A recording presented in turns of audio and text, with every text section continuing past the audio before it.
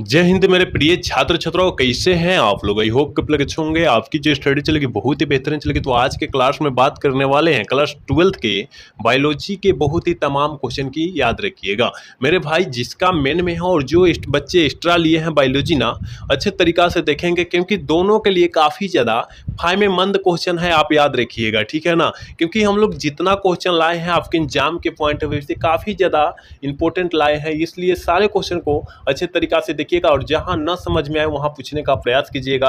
याद रखना है आपके बीच उतना टाइम नहीं बचा है जितना आप सोच रहे हैं, क्योंकि ऑलरेडी आप लोग 6-7 महीना गंवा चुके हैं, ठीक है ना। क्योंकि सितंबर चल रहा है ना, और सितंबर जो है कौवा महीना को बोलते हैं, आप लोग को तो पता है ना।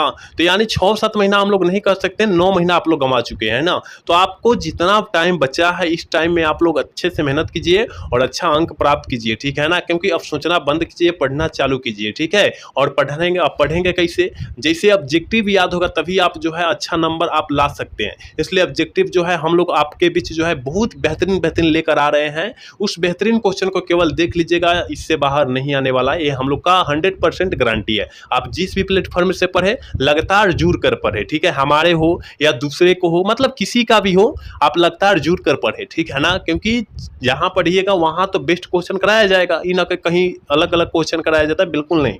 सारा बेस्ट क्वेश्चन ही कराया जाता है, याद रखिएगा, ठीक है ना। तो चलिए बिना टाइम के क्वेश्चन की तरफ बढ़ते हैं। इससे पहले क्लास को लाइक नहीं किया है तो क्लास को लाइक कर लेंगे और चैनल को सब्सक्राइब कर लेंगे, ठीक है ना। और एक एक क्वेश्चन को अच्छे से समझिएगा और जितना क्वेश्चन बतलाया जाएगा उस सारे क्वेश्चन को बेहतरीन तरीका से देख लीजिएगा। कहा जा रहा है आम के खाने वाला फल कौन होता है। आम का हम लोग ऊपर वाला भाग नहीं खाते हैं, क्योंकि ऊपर वाला भाग जो होता है छिलका होता है, उसके भीतर वाला भाग खाते हैं, जिसे मध्य भाग हम लोग कहते हैं। याद रखिएगा, मध्य भाग कहते हैं उसे, है ना।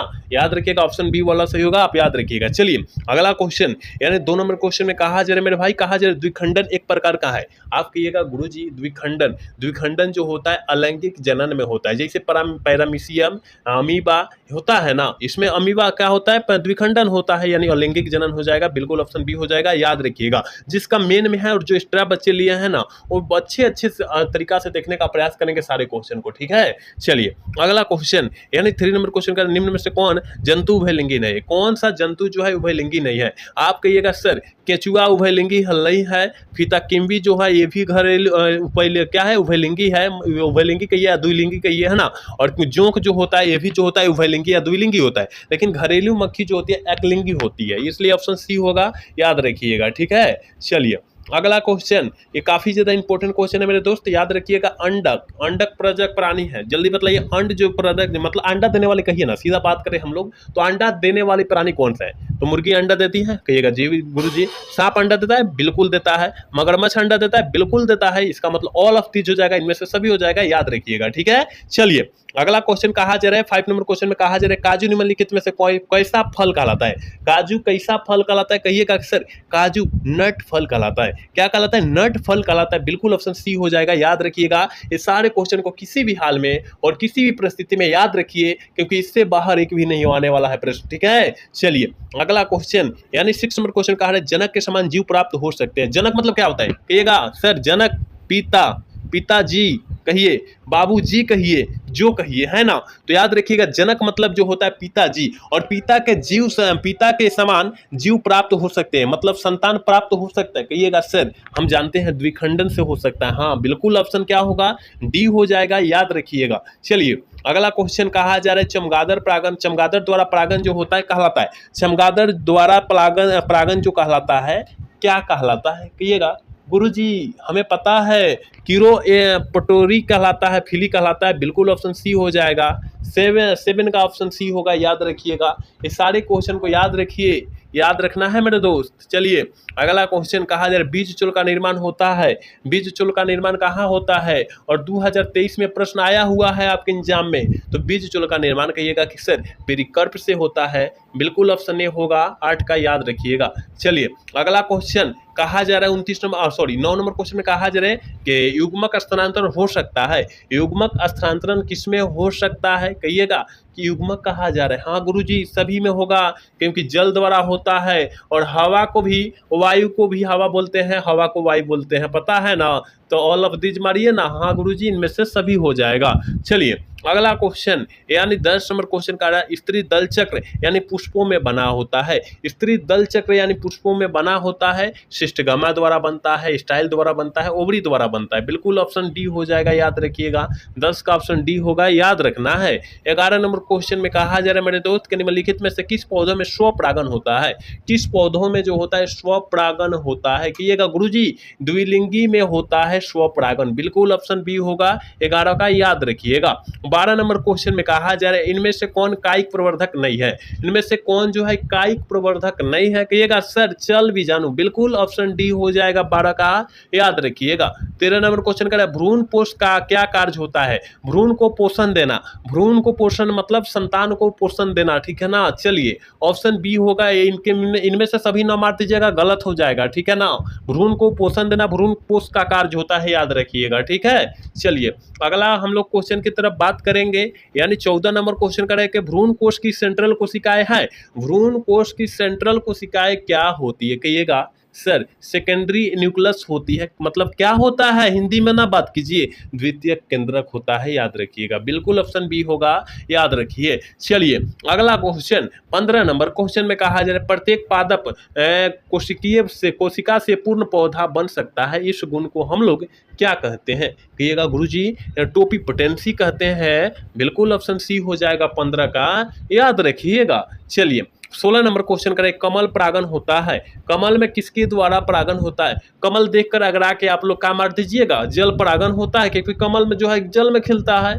लेकिन आइए आपको पता नहीं है कि कमल में जो है कीट परागन होता है, अगर आके तो गलत कर दिए यहाँ पर, तो जल परागन बिल्कुल नहीं मारना है, क्योंकि जल में खिलता है। और कहिएगा जल परागन, बिल्कुल गलत हो जाएगा, क्योंकि जल परागन जो होता है जलकुंभी में होता है, शैवाल में होता है, आप याद रखिएगा, ठीक है ना। लेकिन कमल में जो होता है कीट परागन होता है, इतना आप याद रखिएगा आप। चलिए अगला क्वेश्चन 17 नंबर क्वेश्चन में कहा जाता है निषेचन के पश्चात बीजांड परिवर्तित होता है।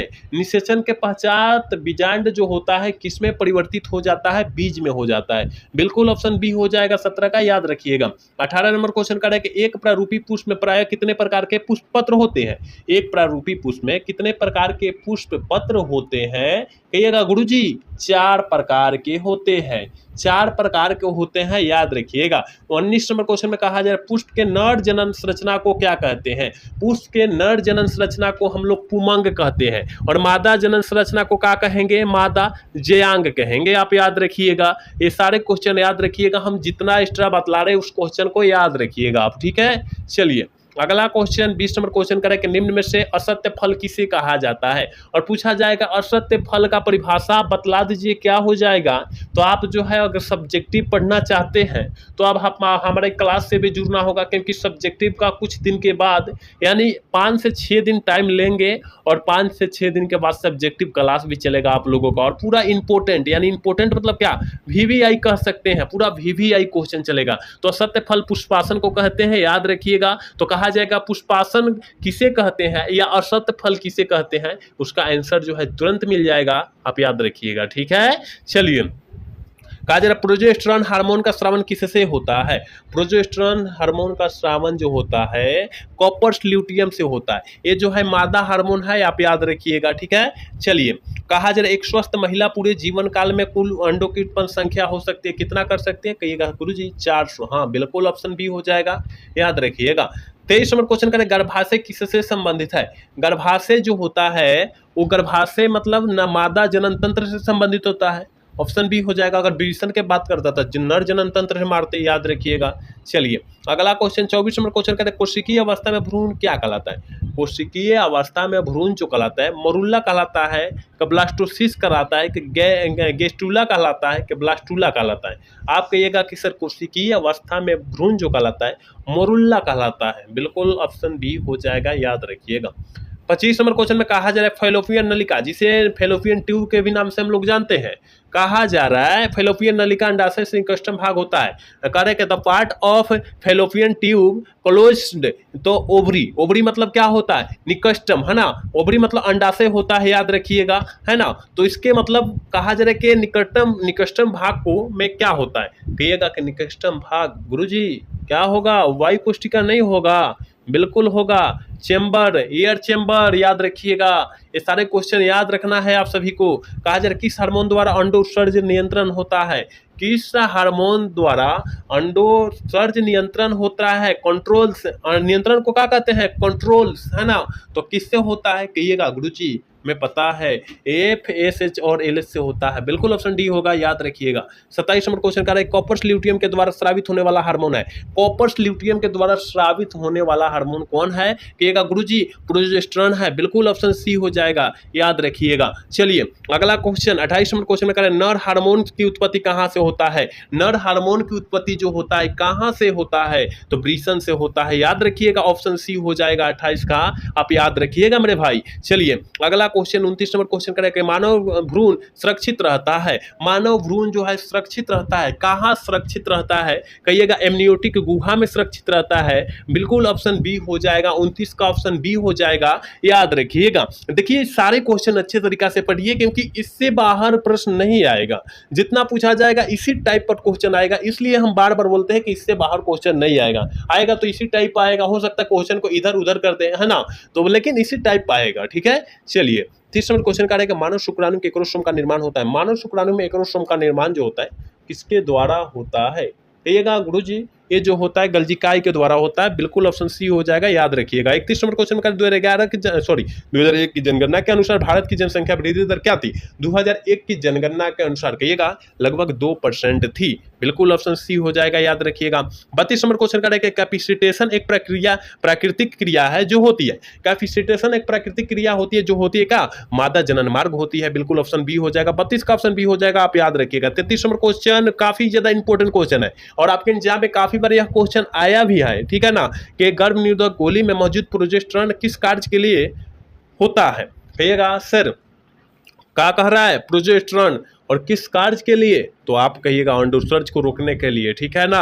याद रखिएगा इसको रोकने के लिए होता है, याद रखिएगा, ठीक है। चलिए 34 नंबर क्वेश्चन का यौन संचारित रोग है। यौन संचारित रोग कौन है? आप कहिएगा सर यौन संचारित रोग हमें पता है, एड्स होता है, गोनोरिया होता है, सिफिलिस होता है, हर्पिस विषाणु होता है, ये चारों होता है। देखिए तो इसे चारों में से दिया है। हाँ भाई गोनोरिया भी दिया है, सिफिलिस भी दिया है, हर्पिस भी दिया है, मतलब ऑल ऑफ दीज हो जाएगा। एगो एड्स नहीं दिया है तो इसके जगह पर इनमें से सभी दे दिया है ना? ऑल ऑफ दीज हो जाएगा, याद रखिएगा। और आज के क्लास के लास्ट क्वेश्चन 35 नंबर क्वेश्चन है कि संतान उत्पत्ति नियंत्रण का उपाय क्या है? जल्दी बताइए, आप फटाफट इसका आंसर बताइए कि संतान उत्पत्ति नियंत्रण का उपाय जो है क्या है? कहिएगा सर हार्मोनल विधियां, प्राकृतिक विधियां, रासायनिक विधियां, ऑल ऑफ दीज हो जाएगा। इनमें से सारा विधियां है, ठीक है ना? तो 35 का ऑप्शन डी हो जाएगा, याद रखिएगा। तो हमने 35 क्वेश्चन बायोलॉजी का, मात्र 35 क्वेश्चन काफी ज्यादा इंपॉर्टेंट क्वेश्चन बतलाया है। तो मात्र 35 क्वेश्चन को आप लोग अच्छे तरीका से कुछ ही घंटे में आप याद कर सकते हैं, अगर अच्छे तरीका से देखे हैं तो, ठीक है ना? और याद करना है, बिल्कुल याद कर लेना है सारे क्वेश्चन को, किसी भी क्वेश्चन को छोड़ना नहीं है, ठीक है ना? तो आज का क्लास जो है कैसा लगा मेरे दोस्त, आप लोग कमेंट करके जरूर बताइएगा, ठीक है ना? अगर अच्छा लगा होगा तो चैनल को सब्सक्राइब और वीडियो को लाइक करना भूलिएगा। मिलेंगे अगला सेशन में। जय हिंद, जय भारत, टाटा, बाय बाय।